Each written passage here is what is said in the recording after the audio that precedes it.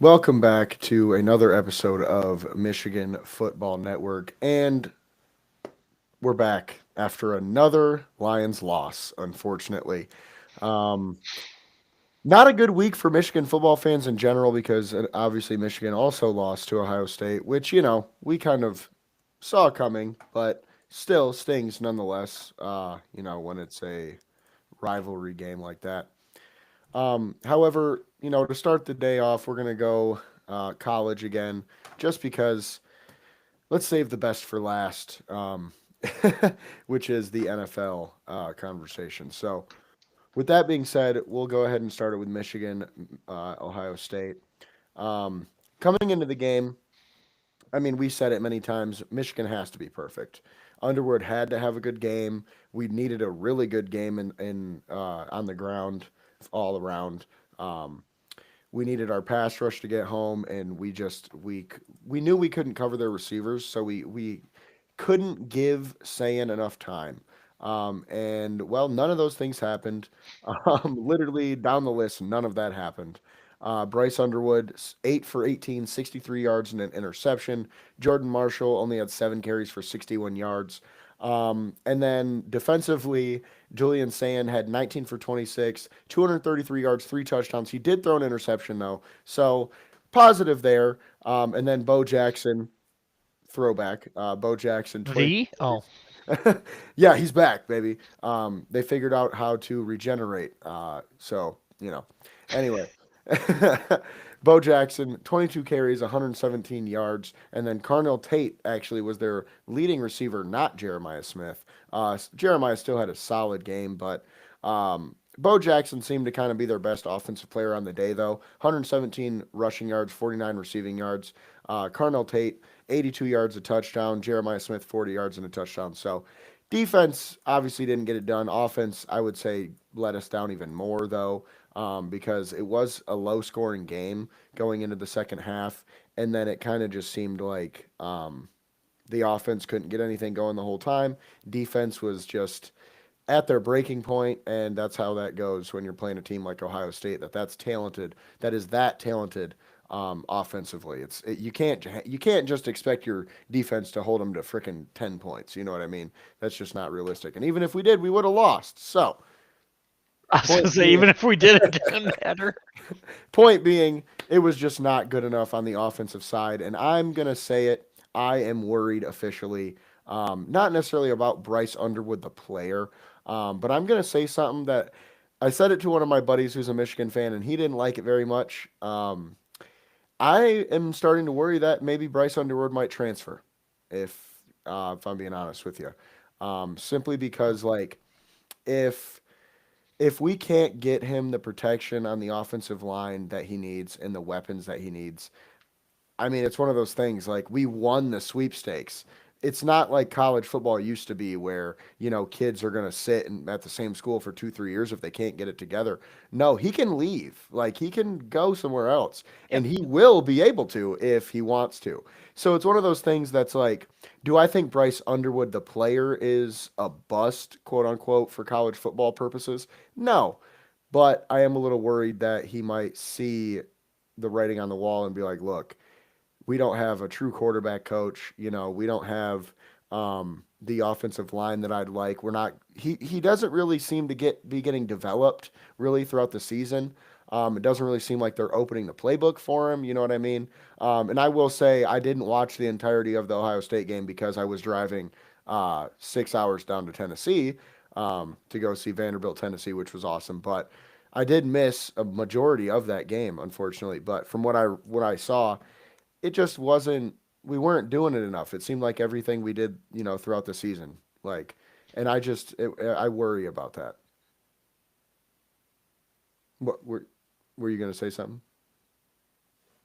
I could uh I could get the sense that you didn't see by some of what you said. Oh, really? Um I've had I've had the conversation with some people in my work about potential Bryce Underwood transferring away, and if he does, he does. I'm not even gonna be sad, to be honest. Um, it would not bother me one bit. As hyped as I was to get him, and as you said, I'm not giving up on him. He is a true freshman. Um, Almost like a true freshman because he was 17 during training camp and stuff. He's super young, super raw, and as we've mentioned before, and as you just did, I don't see the development week to week with him. He still looks like the same quarterback to me week one as he did in the game. Um, so I don't know if that's an Underwood thing. I don't know if that's a coaching thing. Truth is probably in the middle, but if he ends up leaving, and I'm not pushing him out the door, but if he ends up leaving, it is what it is. Like I won't shed a tear to be honest. Um, his performance in the game and against Michigan State was just pitiful. And like, don't get me wrong, obviously Ohio State's a great team, but he looked like crap against Michigan State too, and they're not a good team.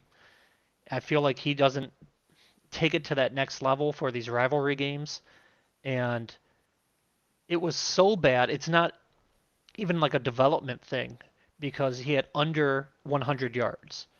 I don't care if you're an 18-year-old true freshman, under 100 passing yards is insane. Like inexcusable. I would even say how he had 63 passing yards, so he didn't even have 70 yards and no touchdowns, one interception. Like I 6 carries for 1 yard. Like there's nothing in this game that I'm gonna miss. Like I said, I don't want to give up on him. I'm not saying he's a bust, but I feel like even just taking in another true freshman in his place, we can get this production out of. At least how I think I can do it is my 34-year-old out of shape body. I can probably put up 63 yards.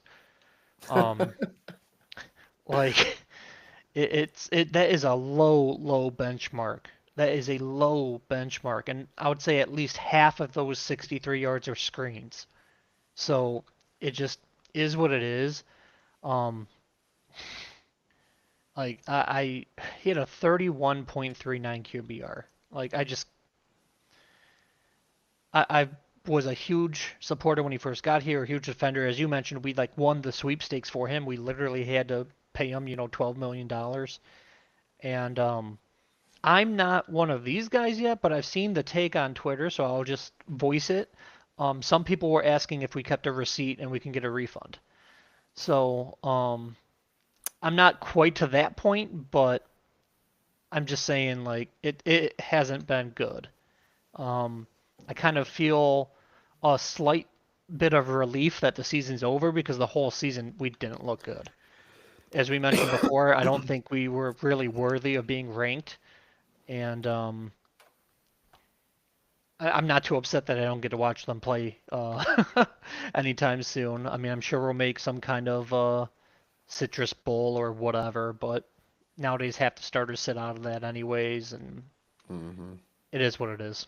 But um, I will say on the bright side of things, my prediction for the game was 55-17, and it wasn't that bad. So True. we at least held them in check.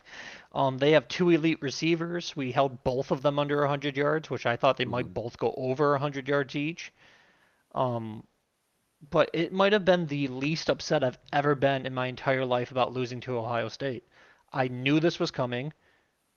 When we played the game, hell, at the end of the first quarter, which you don't give out end of first quarter awards, but we were winning 6-3. That's closer than I thought it was going to be at the end of 15 minutes. So um, it just wasn't there. And to be honest, I was kind of 50-50 because I've seen several people mention potentially trying to replace Sharon Moore.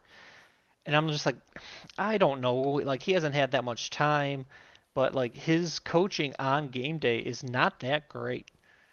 And then today was signing day. We got some pretty good prospects and elite talent coming in. So I'm just like,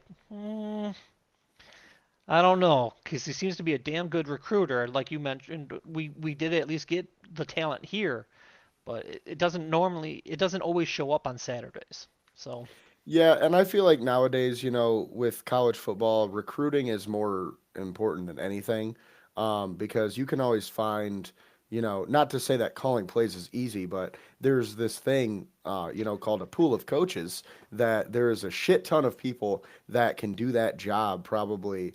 Um, I'm not going to say necessarily better, but to that extent.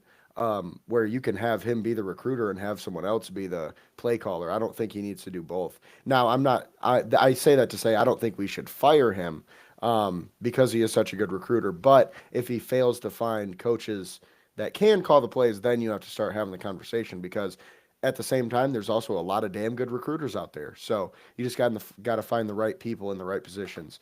With that being said, though, like you said, I'm sure they'll play in some bowl game, but I agree. I'm not that excited to watch it. I'm really not looking forward to necessarily watching Michigan play again.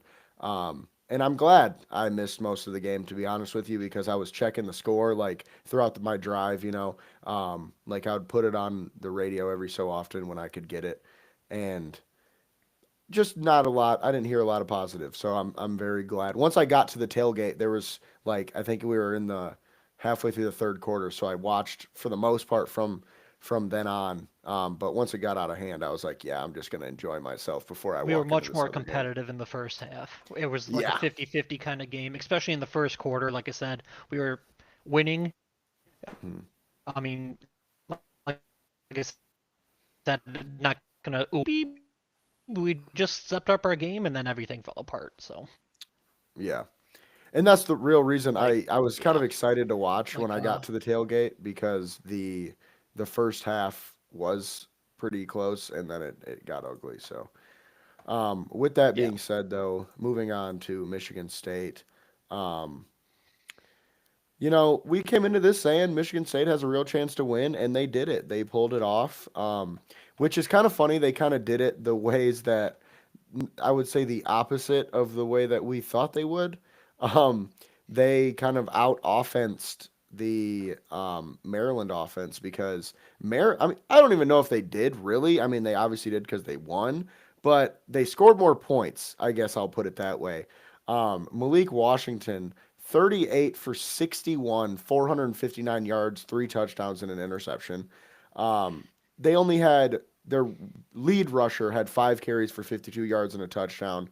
And well, I would say leading receiver, but they really had like four guys that played really well.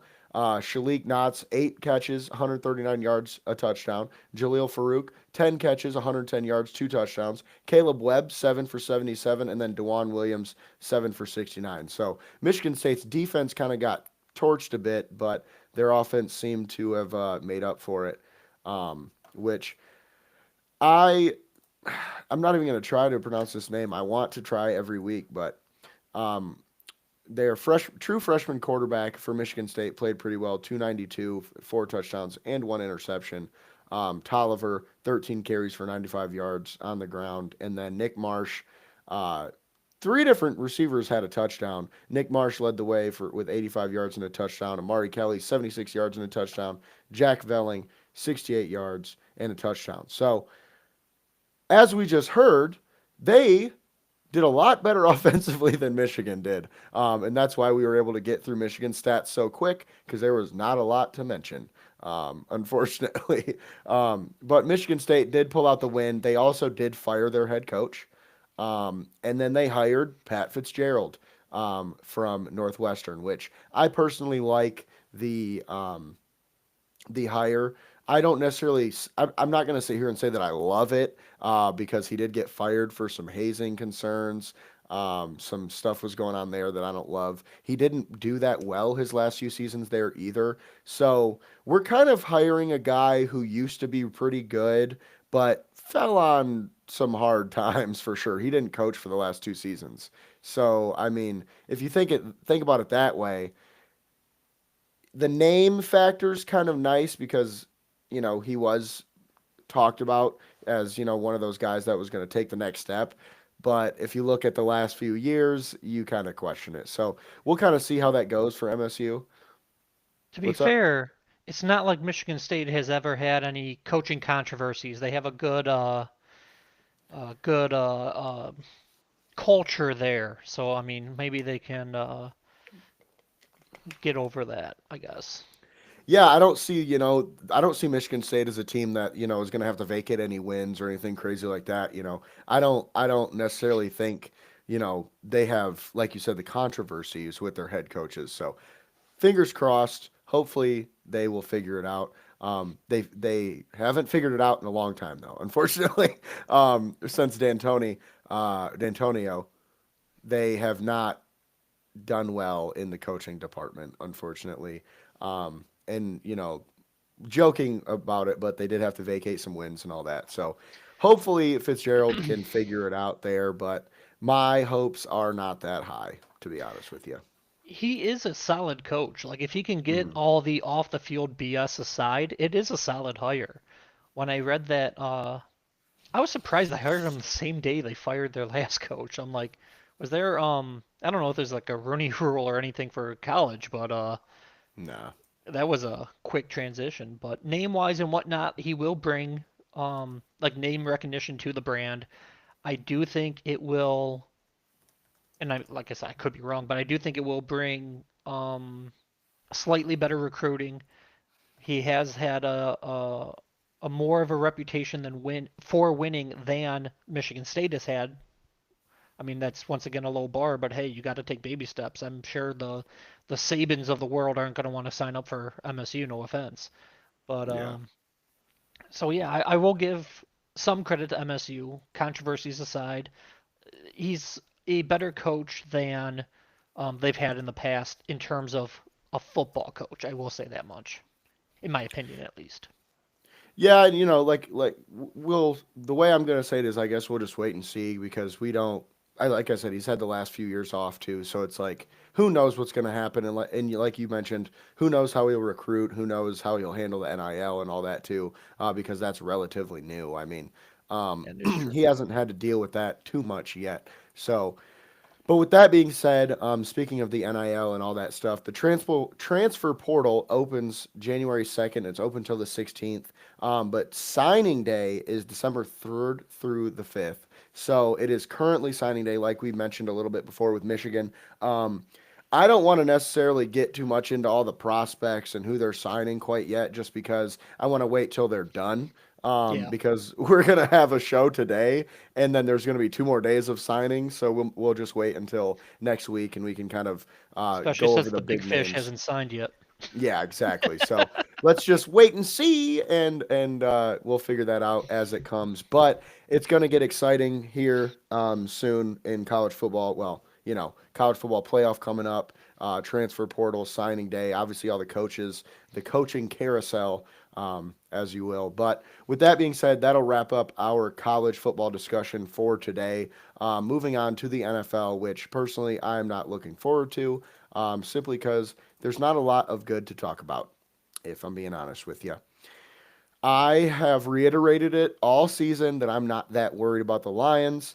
I don't think that we're going to have that many issues. I'm worried. I'm officially worried now, because it's one of those things where, look, we're sitting at like a 30% possibility to make the playoffs right now. Yep. As a team that just went 15-2 last year, that don't feel great. I don't like Nope. that a lot.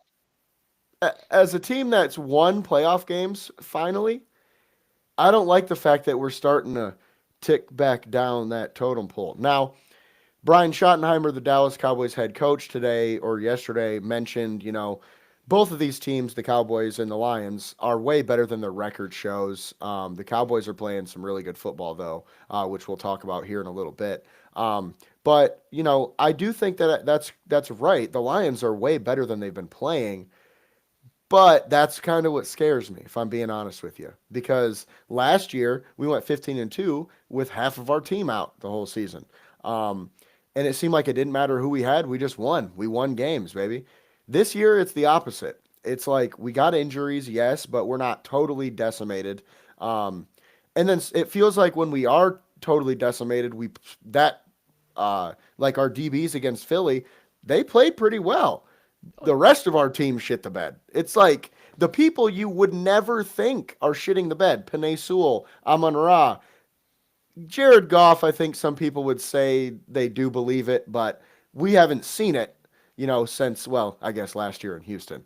But nonetheless, it's one of those things that when Aiden Hutchinson hasn't had a sack in weeks, uh, you know what I mean? Like the mhm. studs are not doing what they should be doing. That's what scares me. And we're going into this game against Dallas, without Amon Ra, most likely. We're definitely without Kirby Joseph yet again. So I'm a little worried. We'll get into the Dallas game in a little bit, but I'm just a little worried going forward because we lost to the Packers on Thanksgiving, as we all know. Going into the game, these are my keys. Goff needs to play well. O-line has to be better. We need another Gibbs masterclass, okay? Now, that didn't happen. One for Um, three. yeah, I think Goff played pretty well. I wouldn't even, okay. The O-line was not amazing, but they were better, I would say. Like, yeah, Micah Parsons cooked us a couple times, He's Micah Parsons. but he's Micah Parsons. To be fair, it was 2.5 sacks, which you don't love, but it's not like he's just, it's not like it was Penei Sewell every time. Like, he beat Decker Oh, like he smoked bad. Decker. Smoked him, It's dude. one of those things where I'm just like, even as a Lions fan, like obviously I'm pro Lions and anti Packers, but you just watch them work, and that one I'm just like, damn. Like, okay, tip Literally. of the cap. I like I Decker, watched but it. you got put in a body bag, man. Yeah, definitely. And I saw it as it happened. I remember when the ball was snapped, and I was just like, "Oh shit!" And he did that little swipe and went right around him, and Goff never saw him coming. And that's why I was so concerned because that's the worst kind of hit when your quarterback's just sitting in the pocket and like ready to throw the ball. He's gonna fumble it. Thankfully, Goff didn't, but that was essentially the nail in the coffin for that game anyway, because that was like I think it was late third quarter, or maybe it was even in the fourth quarter at that point. But that play definitely sticks out to me as one of those where it's just like, fuck, I hate that they got that guy, man. Like that's the thing. And I think that's what really sucks as a Lions fan right now. We look at the Packers and they drafted a wide receiver in the first round, something they never do. They went out and they traded 2 first round picks for Micah Parsons and then paid his ass, something they never do. And now it looks like they're finally over the hump. That's what I think they just did. They got themselves over the hump. Like they beat us twice this year, bro. Oh, Twice. they're Bad. they're better than us this season, but I mean they are still behind the Bears. I don't think So I so. mean, I don't think so. I think division wise, I mean record sure, wise, wins record wise, but I don't really care about that right now because we're only like week 13 or whatever. And Packers and the Bears have had a different schedule up to this point. I know oh, the Bears are going absolutely. into yeah, I know the Bears are going into a pretty tough part of their schedule, but I'm not going to say it's been a piece of cake for them so far, but it's been a little bit easier on them based on the standings last year. So I think the Packers are the better team. Like I think they've been there, done that. I know, Ben Johnson's in his first year as a head coach, and I know he's doing great, but you're going to have some learning curves and some issues down the line, especially as we enter, these last few weeks when you're trying to get to the playoffs and all that. I just see the Packers as a better team. They're more put together. They have, an elite running back. Obviously, their O line is really good. Obviously, the Bears are a good team, don't get me wrong, but I just believe in that Packers defense a lot more than I do the Bears. I would absolutely agree with you last week. Um, with the Bears taking out the Eagles, it kind of shifted my perception because I agree with you. Prior to last week, they didn't play anyone. They had a super easy strength of schedule. I thought they were frauds. We beat them Mm. by 30, and we don't even look good. And then they beat the Eagles pretty soundly and had like 240 yards rushing on them. And I'm like, What if I I can't. told you the Eagles are a little overrated because of what they did to us? I don't. I think as a Lions fan, you're watching what the Eagles did to us, and you have an idea of how good the Lions are in your head, and you're going, Oh, I think we're damn, they fucked us average up. this year, Well, unfortunately. what I'm just saying in general, right? As a Lions fan, the Lions have been really good the last few years. If someone beats us like that, they have to be damn good to do it.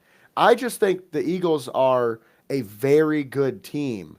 Like, but I don't necessarily think they're this freaking, unbeatable machine that people are talking about them ever since they beat us. Now, and I called that as my game of the week last week because I said the Bears had a chance because of that. Because I'm looking at it like, look, they know how to beat us. The Bears do things differently than we do. I think it's all about matchups and things like that. So I just look at it like the Bears probably have a much better offensive line than we do this year. And that was the Unfortunately, difference yes. maker. That's Yep. the difference maker against the Eagles. That Eagles D line is so fucking good, man. If your offensive line is off at all, you're screwed. And Yeah, the Bears picked it up. that's a pretty good segue into what I have to say about Dallas.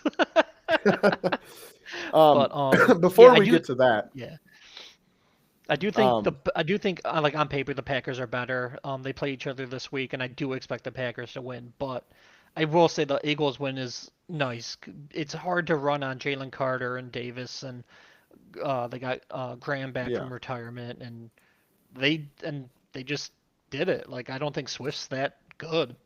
He's not bad, but I mean he did something that Gibbs didn't do, and obviously Gibbs is a hell of a lot better. So I think that all comes down to scheme too. I mean, especially running backs. Like, if you have a zone back and you have him in a gap scheme, he's probably not going to do that well. Same way if you have a gap scheme back in a zone scheme.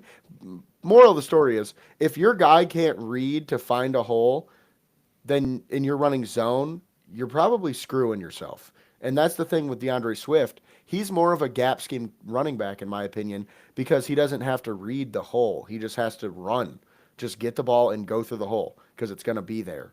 So in Detroit, our offensive line just hasn't been up to par, up to snuff. And I also feel like we, management wise, were very poor in that game against the Eagles. yes, And I think, like I've talked about it many times, that's, I think, what really killed us. But with that being said, moving on to the defensive side of the ball, look, man, I know we're talking about the offense right now, but dude, Jared Goff played pretty damn well. 220 for 26, 256 yards, two touchdowns. J-Mo played damn well, seven catches, 144 yards, one touchdown. We had a decent running game, nothing special, I guess. Um, but 20 carries, 68 yards for Jameer, and 8 for 32 and a touchdown for Monty. The offense obviously wasn't good enough in this game, but it wasn't the reason we lost like it was against the Eagles. It was kind of the opposite in this game, if I'm being honest. Like, look, man, we've said it many times that there's a possibility Shepard is better than Aaron Glenn. I don't think so yet. I think we just but not got yet. shown that he has not adapted well the last few weeks. He's not doing a very good job of getting our pass rush home.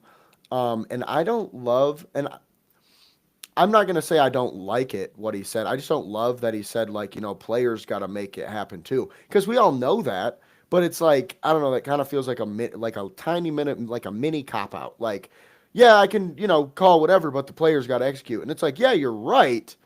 But then what are we talking about? Are we going to go talk to Brad Holmes about getting us some better players? Because I thought we were good. I thought that was the whole point.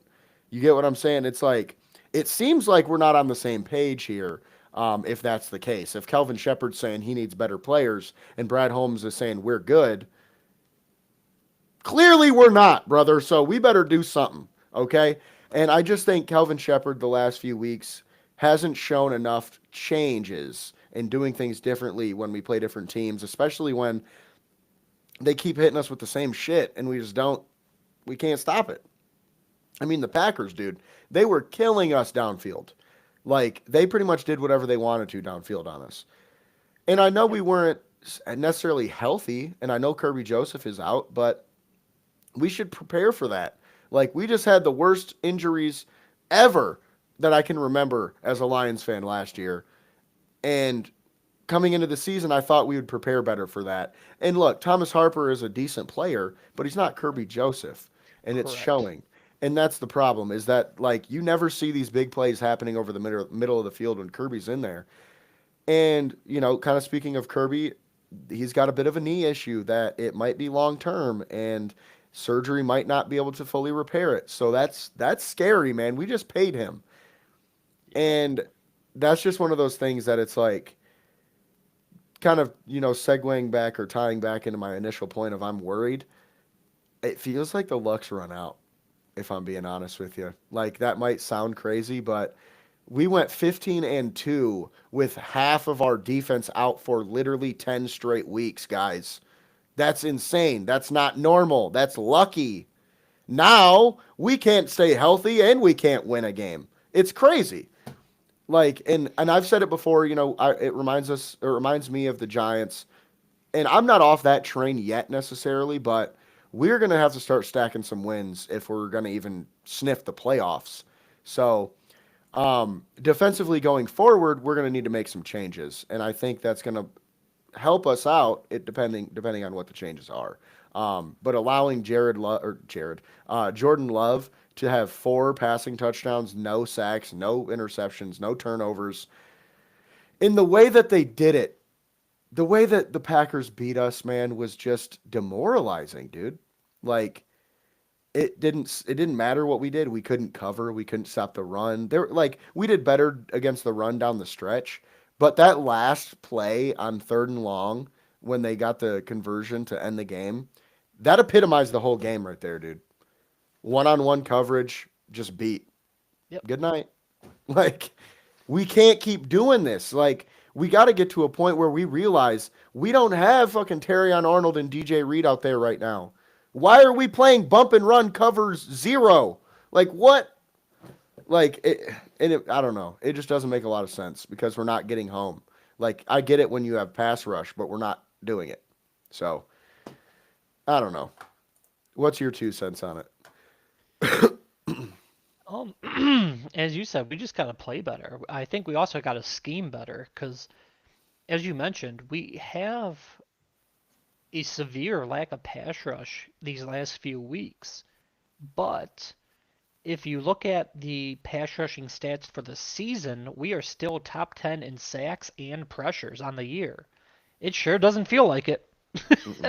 It sure does Well, not feel like it, but not to interrupt you, but that kind go of ahead. reminds me of I saw this post just a couple days ago that we posted on our Twitter about John Morton and how through the first like 4 games we broke a record for points or whatever, and I just quote Mm-hmm. tweeted it and was like, "Man, this feels like a whole season ago. It doesn't even feel like we're in the same year anymore." Um, but Yeah, go ahead. I have made my thoughts known about that on X. I personally would go back to John Morton. Um, I don't think Campbell has been a very good play caller. He had a good game against Washington, and I hate to say it, but he's been coasting since on that success. Morton had us when Campbell took over the play calling, we were third in the league in scoring. And I know people can say, "Oh, well, our third down conversion rate and oh, blah blah." What it comes down to is scoring points. Like just the most simplistic version of football. The team that scores the most points in the game wins. We had the third most points scored. So that would tend to make you the winner more often than not. And obviously you factor in special teams and defense, but when talking about Morton, we only talk about offense. So I have personally noticed a decline, in my opinion, of the offense. And some of that, I will say, it doesn't help that Mahogany is out because Morton had Mahogany. Glasgow, who's not having a great year, but he's probably better than Cologne, and obviously no Laporta. So it's not exactly apples to apples, but I think even like schematically and whatnot, the sorry, I just had a flashback to about 5 to 6 different runs straight up the middle. Yep. Because why would we not run behind Cologne? And I don't even know our left guard's name off the top of my It head. was Sika. There you go. I'm like I know he's number 74, but yeah, like it. No offense to them, but they're backups. Like, how about we run behind Sewell? And I know we do, but more. Like that's our guy. It's kind of like in a way a tush push where you know it's coming, but you still got to stop it. Run behind Sewell. He's the guy who's going to lead you into the positive plays.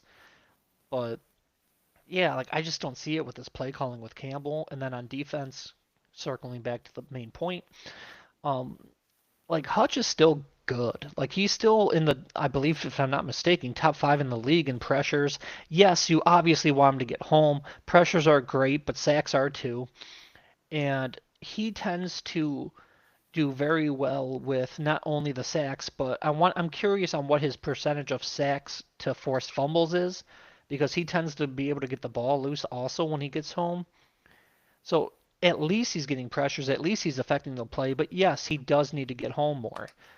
And even with him having his bad leg injury, this season he was playing rather well early in the year. So I don't know if it's a longevity thing, maybe like after having the off season obviously off, and he was mostly fully healthy for the off season. There was the he might come back if we make the Super Bowl, which obviously he wouldn't, but he was healthy for the off season. He had a full training camp. I wonder if this late in the season, the wear and tear through the season's affecting him, because I can't really put my finger on it because he's played well post leg break. Because I think he had something like five of his 7 sacks in the first like 7 games, and then like over the last 4 or 5 games, I think he has one. So, like I said, I don't know if it's a season wear or tear, but either way, kind of like Green Bay does with Parsons. Line him up as D tackle. Find the weakest link on your opposing team's O line and give Hutch that matchup. Hmm. I think it was his rookie season. Hutch did play a little bit of D tackle, although I wasn't fond of it then. But if there's that glaring hole, if their opposing offense has that backup in or something, do it. Because I know Parsons, as we mentioned, destroyed Decker, but I know one of his sacks was also over our left guard.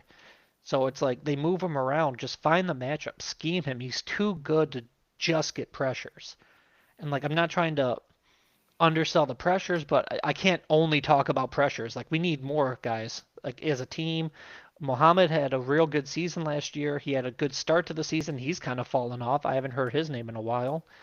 McNeil's been a pretty decent run defender, but he was a great pass rusher. Well, not great. He was a solid pass rusher, and I haven't really seen him push the pocket much since he's been back.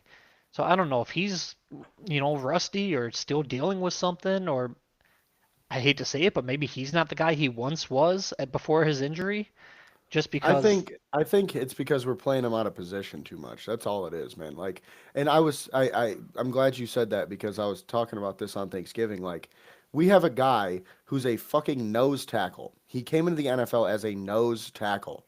Yeah, he might have lost 20 pounds. His arms didn't get any longer, folks, okay? And we got him playing edge rusher. He's not very good at it. Yeah, he can set the edge in the run, of course, but he's not a good pass rusher off the edge. And that's not helping us right now. Because, I mean, think about it. The tackle's arms are a lot longer than the guards, and it makes it very hard for him to get inside there and do a move. So, I don't think he's Yeah, necessarily washed or anything like that. I think he's still the I'm same not player, going that but far, but like I was saying, then that goes up with scheme. Then scheme him better, scheme Hutch better. Like I know we are missing Terry and Arnold now, unfortunately, for the rest of the year, but we are, especially on defense, relatively healthy. We got Davenport back. Obviously, Pascal got shut down for the year, but we haven't had him all year. We have, all of our linebackers. We have Barnes and Campbell and Anzalone. We have Branch. We have Reed back. So I'm like, I still expect more. And unfortunately, we're not getting it, at least as of now. So hopefully we can scheme something up for Dallas because that is not going to be an easy matchup. And then the only other thing I wanted to say before I kick it back to you is I pulled it up while you were talking in terms of just overall the Lions making the playoffs. The current wild card teams, Seahawks, have a 93% chance to make it. The Packers have an 88% chance to make it. And the 49ers have a 92% chance to make it. So, in addition to us having to rattle off some wins, we are going to have to start the scoreboard watching and hope that we get help from around the league as well, unfortunately. yep, and it sucks to say, but that's the bucket we are in right now. And a couple of your points. One thing I wanted to bring up with our pass rush is, hey, do you remember this guy named Muhammad? He plays defensive end for the Lions. Yeah, I Um, mentioned them. I don't I don't know if you've really seen him lately, because I haven't seen him do a damn thing lately. I saw him Um, upstairs. He was on a milk carton. Where missing Yeah. because he has not had a sack in a month. His last sack was against the Vikings in November. And it's one of those things that when he was playing well, our pass rush was doing well. Seems like now, because we didn't get Hutch any real help throughout this offseason, we're stuck, man. We can't do anything. Like Davenport is not that guy for us in the pass rush sense. Yeah, he's a good edge setter, run stopper guy, but he's not gonna make the difference with Hutch on the other side. And another thing I wanted to bring up with, Hutch not getting home and all these pressures, but we're not getting sacks. It's because we're playing so much fucking man coverage. We can't cover these people. We can't do it. I'm sorry, but you cannot have a backup or a third string corner playing bump and run man to man coverage on a freaking starting wide receiver in the NFL. It's just not a recipe for success. If you want to get sacks, you have to make the quarterback hold the ball. Because, dude, it's simple as this.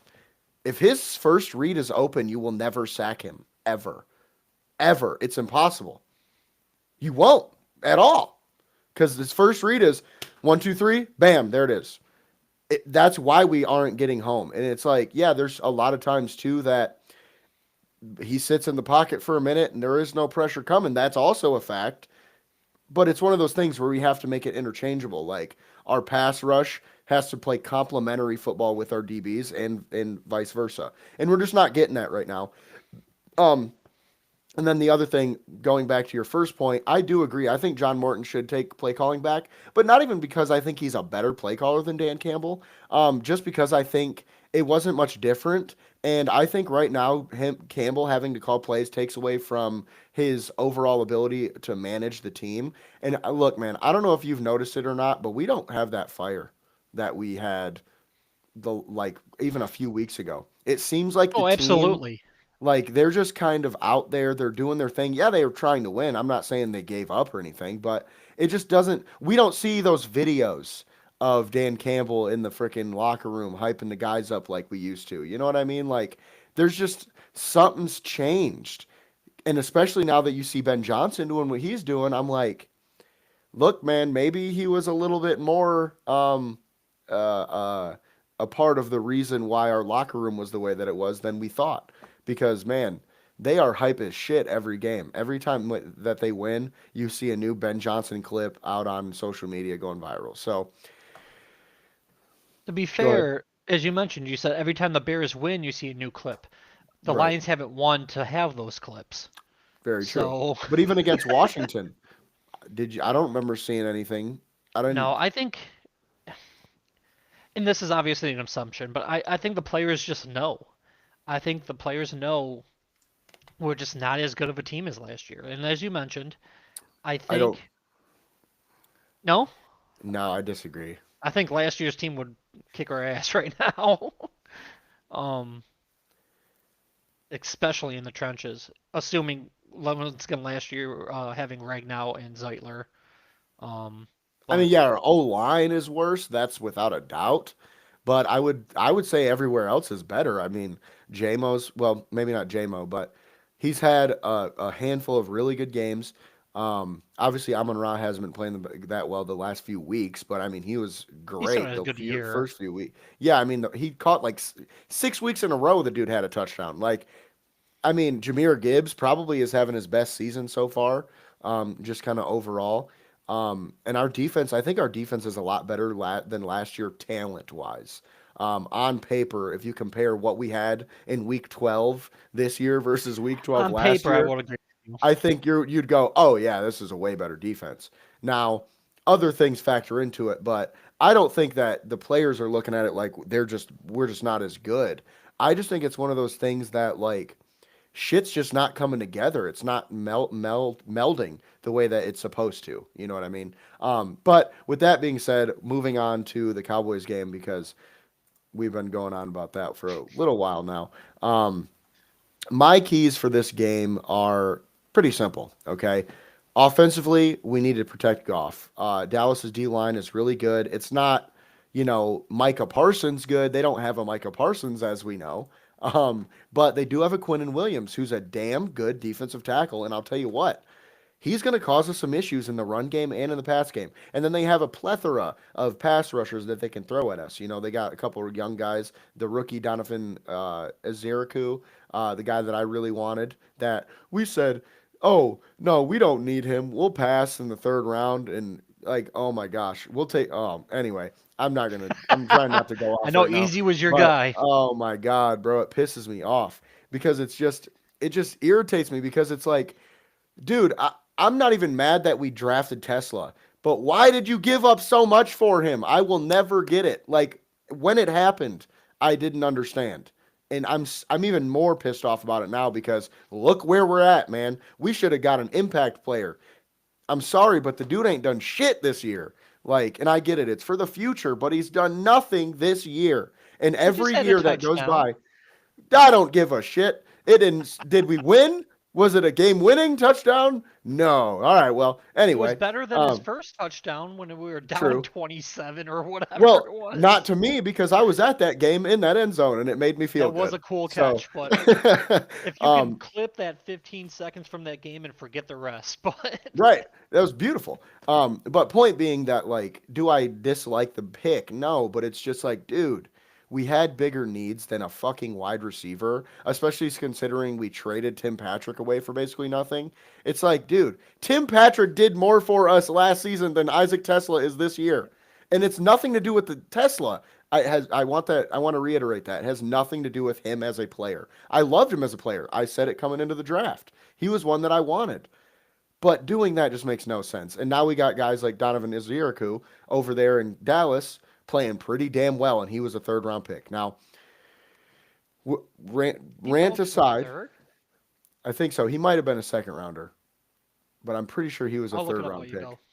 go. But point being, we need to protect Goff. You know, they have a pretty good pass rush, but their interior D line's really good as well with Quinnen Williams and Kenny Clark, which we've played Kenny Clark a lot, and he caused us a lot of issues throughout the years.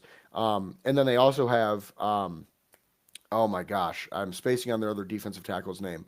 Osi Odigizua, I think is his name.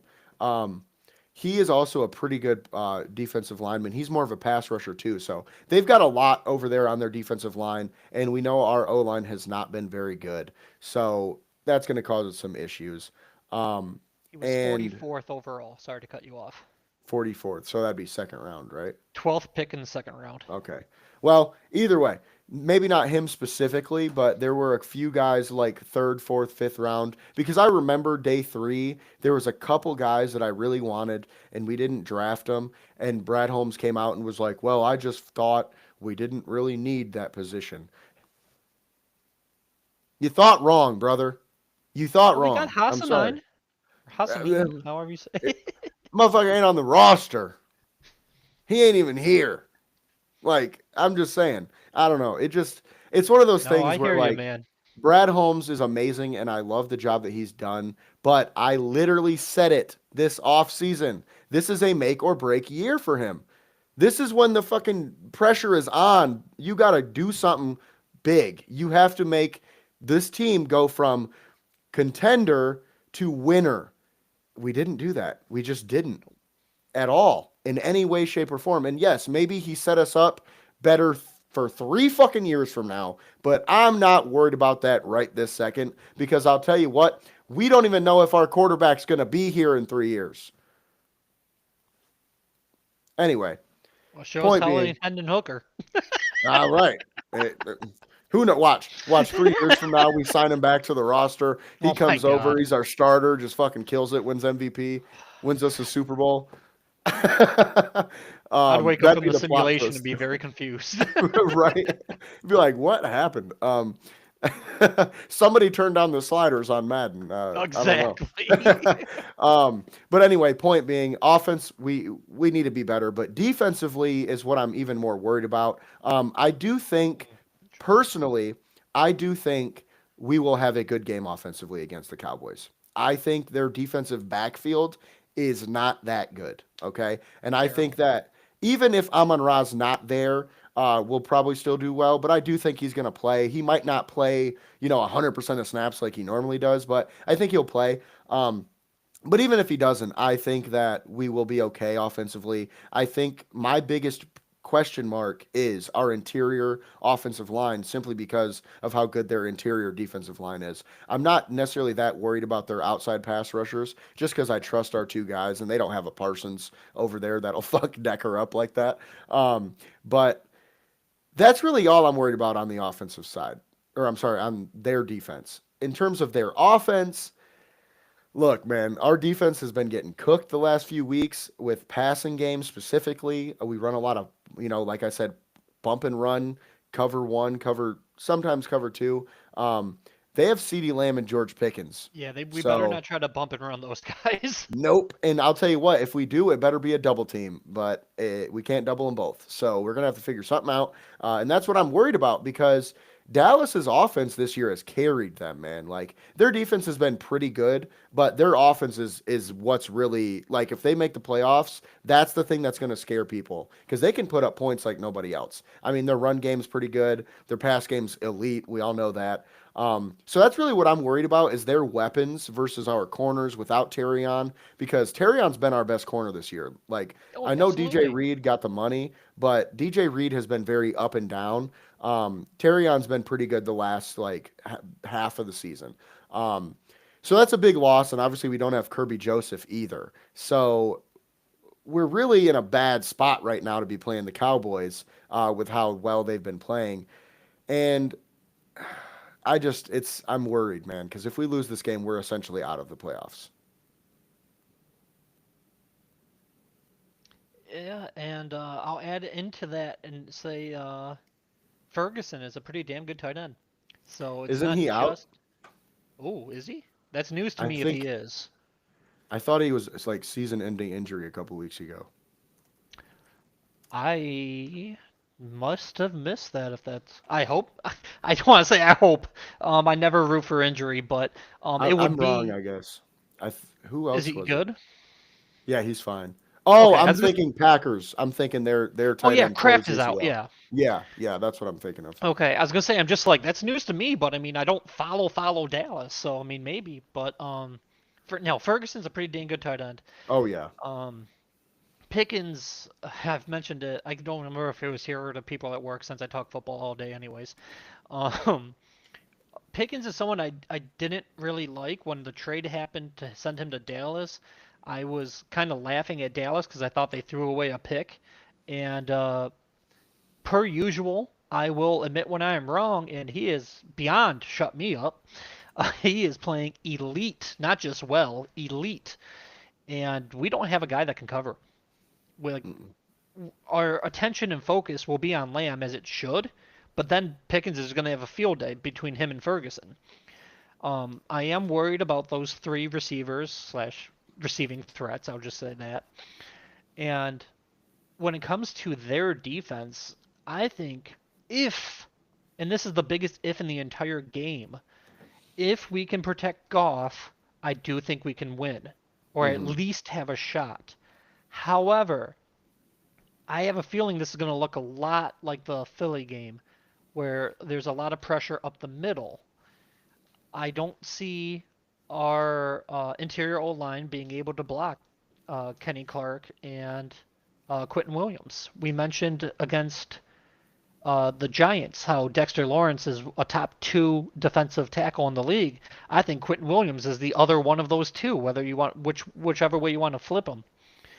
And personally, I almost wish they had Parsons because although Parsons is a better player than the two guys I mentioned with Clark and Williams, I would rather trust Decker and Sewell on the outside than trust our interior O line. Yeah, I know the Decker one didn't age well, but I would still trust Decker on Parsons more than I would trust like Tristan Colon on Quentin Williams.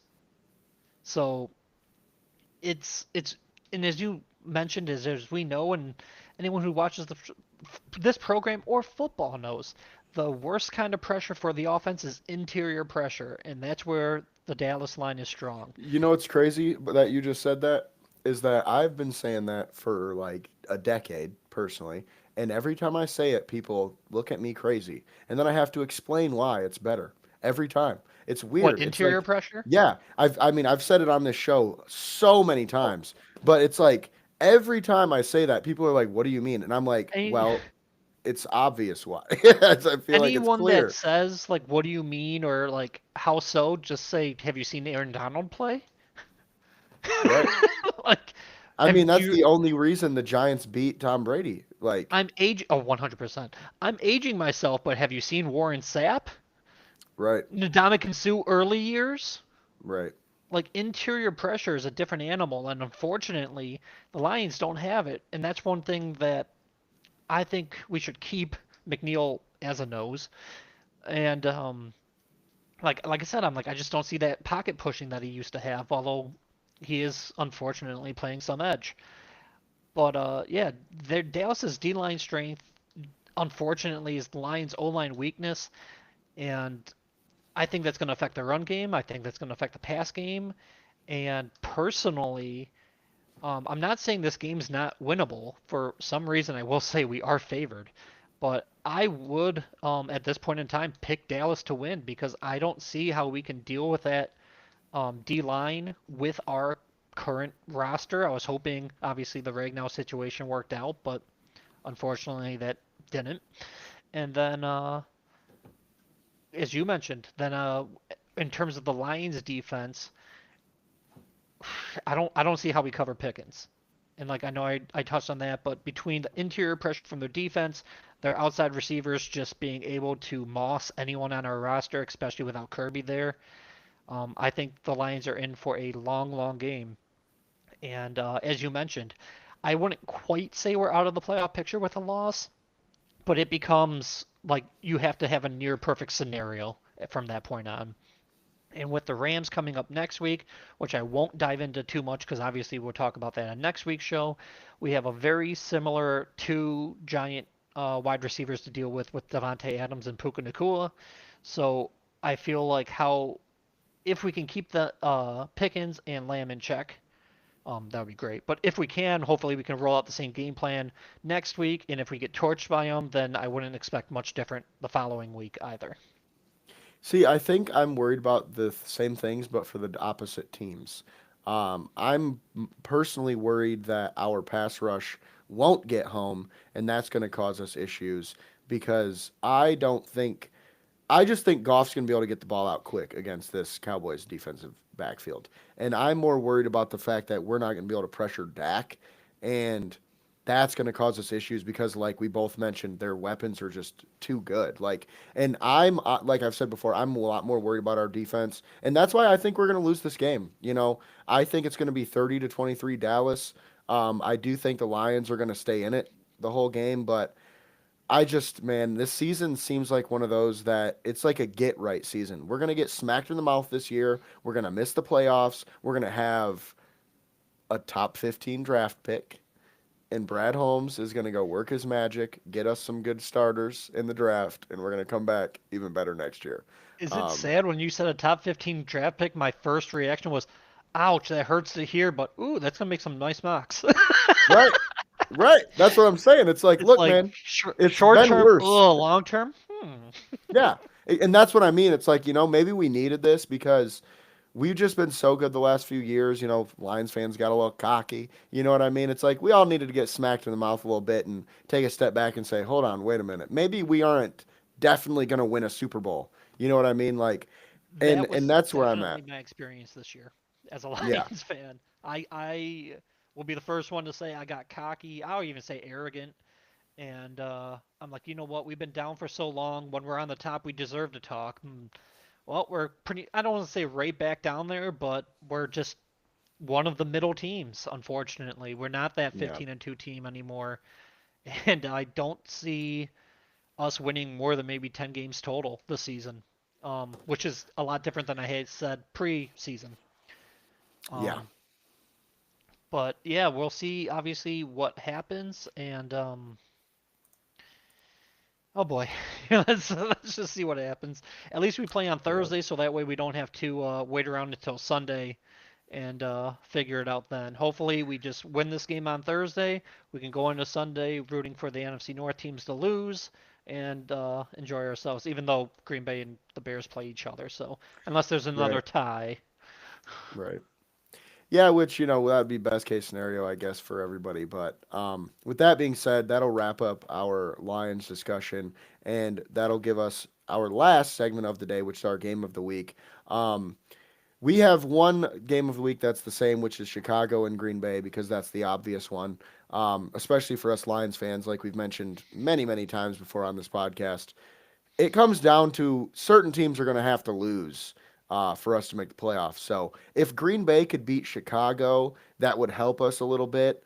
I think because as of right now, the only way that we can make it over Green Bay is if they lose more games than we do, because they beat us twice. Whereas if we beat Chicago, we already beat them. So if we beat them again, we have the tiebreaker. So that would probably help us out. However, it might actually be better for Green Bay to lose, in that same respect, because depending on how the rest of the schedule goes, it just you don't want Green Bay to be in first, because then it makes it almost impossible for the Lions to win the division. So that's going to be a fun one. Obviously, hard to root for either team in that, but it should be a good game regardless. So Yeah, as you mentioned, that's obviously the one of my games of the week as well. For all the reasons you mentioned, I honestly don't know who I'm rooting for. I don't think I'm rooting for anything. Just I want a good football game. Um, but it's one of those catch-22s because in some of the scenarios I was looking at for the division, or I should say just for playoffs, it might be easier to win the division than get a wild card spot. So division wise, we want the Bears to lose because they're in the first place in the division. But as you mentioned, Green Bay holds the tiebreaker, so that will give them another division win. So it's kind of a catch-22 either way. hmm But um, obviously, we'll let it play out. Who we root for is not going to change the outcome of the game. But I okay, go ahead. think I think because this just came to me, I think it would make more sense for Lions fans to want the Bears to win, and here's why.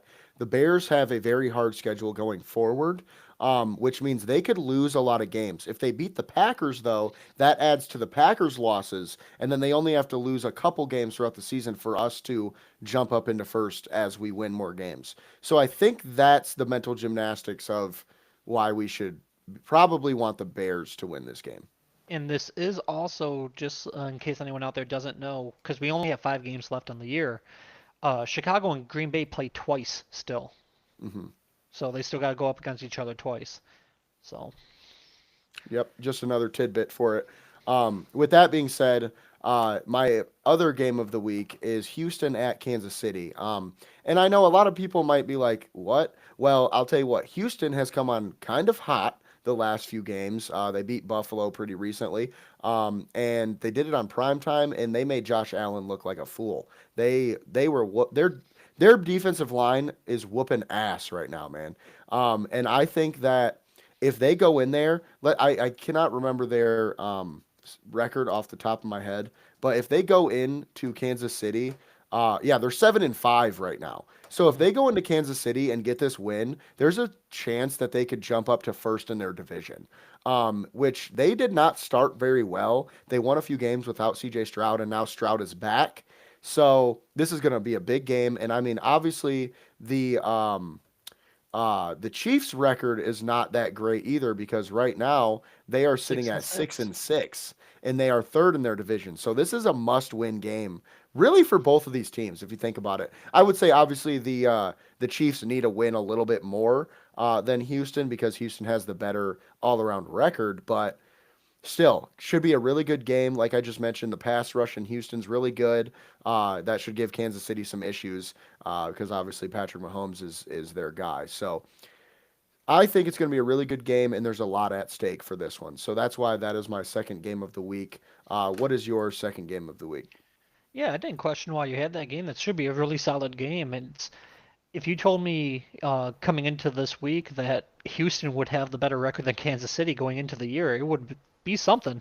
I like Houston a lot. I think their defense will carry them. I am a huge fan of Will Anderson, but I did not see this from KC. So, like you said, we'll see what happens. And it's a weird world when Kansas City and Detroit might both miss the playoffs. But my Yeah. second game of the week is the Colts at Jaguars. It is, in my opinion, the battle of the two. Where the hell did they come from?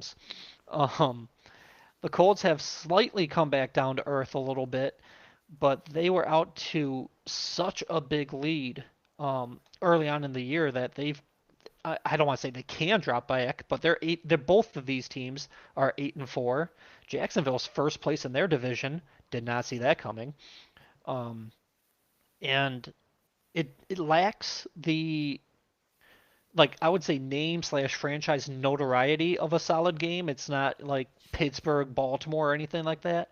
But it's two 8-4 teams that are, like I said, kind of came out of nowhere. Two underdog stories. Dare I say, like the 15-2 Lions last year. Just all of a sudden, these are the guys to beat. And obviously, one of them has to lose. Jacksonville's home, and yeah, and they both have been kind of doing it in different ways. Jacksonville mostly with defense, Colts leaning heavily on the run game. Um, and I'm curious to see what wins out between the Colts offense and mostly run game and the Jaguars defense, because obviously something's got to give, and that will be the game that my eyes will be on. Yeah, and coming into this game, like you mentioned, the Jags and the Colts are kind of in a race there, which obviously the Colts are winning that race currently, but they're having some issues with Daniel Jones and his injuries. So, kind of that's a big thing to keep an eye on for them, especially they just traded two first round picks for Sauce Gardner. Excuse me. And Sauce Gardner just got injured, and that didn't look that great. We still don't know exactly what went down. A lot of people were saying it looked like an Achilles, which I have not heard very that. scary. Well, there was just a couple of those like Twitter doctor pages that were saying the Oh, way that okay. he I'm like, pulled I up and knew all it didn't that. look good, but I did not hear Achilles. No, they weren't. That wasn't a report or anything. Just Oh, these okay. those guys were saying it. So that kind of scared me a little bit. But I think it was like a calf strain was the official designation on that. So doesn't Yes, look left good, calf but injury is all Google says. he could be Mild out calf for the strain. year. So I mean, think about it Oh, that way. damn. Yeah, a calf strain is nothing to play with. I've had it before. It takes weeks, and mine was very mild, like not a big deal. I've had it twice. The first one was pretty bad, and it took a long time. Like I could barely walk for like 3 weeks straight. But the second one was pretty rough. Or I'm sorry, the second one wasn't as bad. I think I was like a week where I just like I could walk and everything, but I couldn't like take off. And then it was pretty good after that. So depending on how bad it is, obviously, I know it says mild, but nothing you want to see when you just traded a bunch of first round picks for a Yeah. guy. Especially when your quarterback, who you have to re-sign, also has a leg injury and he has a fibula injury. So never good when a guy has a fibula injury, as we know with Aiden Hutchinson last year. He's still going to play on it, but there is a chance he breaks his leg, which is very scary. So that would be very unfortunate for Colts fans, but they have Anthony Richardson. So, just saying, I don't think they'd be totally screwed. I think that he would be able to maybe not be as good as Daniel Jones, but he's not like a total bum. You know what I mean? Like I feel like they'd be okay with him. But with that being said, that'll do it for this one. As always, we appreciate you guys for watching.